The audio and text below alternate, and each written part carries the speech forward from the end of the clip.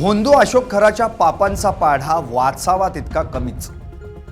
नाशिक कोर्टात प्रत्येक सुनावणीमध्ये खराचं काही ना काहीतरी नवं पितळ उघडं पडतंच, नवनवे कारनामे बाहेर येतात। आजही खराची सुनावणी झाली, जिथं त्याला कोर्टानं 13 तारखेपर्यंत 5 दिवसांची पोलीस कोठडी सुनावली। खरातवर आजवर 12 गुन्हे आणि 11 तक्रारी प्रलंबित आहेत।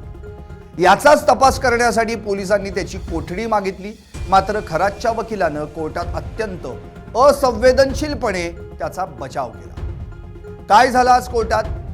सरकारी वकील आणि खराच्या वकिलांनी काय काय युक्तिवाद केलेत आणि तपास अधिकाऱ्यांनी काय म्हटलंय, पाहूयात ग्राफिक्सच्या माध्यमातून। तपास अधिकारी काय म्हणाले? जादूटोणा आणि अघोरी प्रकार करत आरोपी अशोक खरातनं पीडित गरोदर महिलेवर पूजा करायची सांगून अत्याचार केला।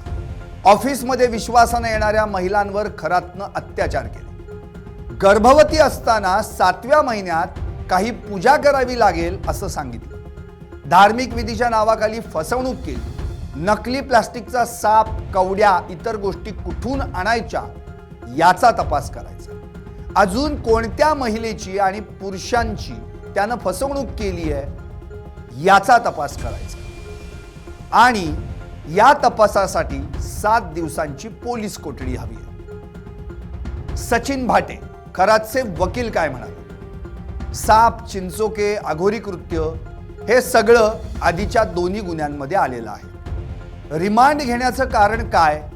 हा संवेदनशील गुन्हा आहे। 7व्या महिन्यात महिला खरातला 2दा भेटल्या।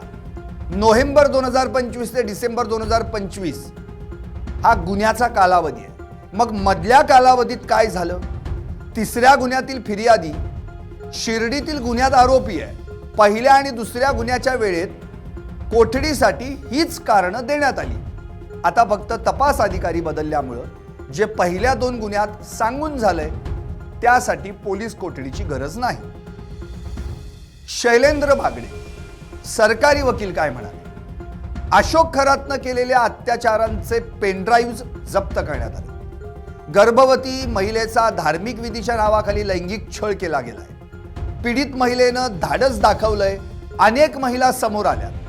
महेश कलंत्री यांच्याकडून तो खडे घ्यायचा त्याचा तपास करायला हवा।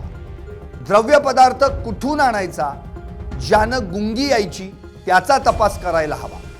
नकली वाघ, नकली साप दाखवून अघोरी कृत्य करायचा, ते कसं करायचा हेही तपासायचं।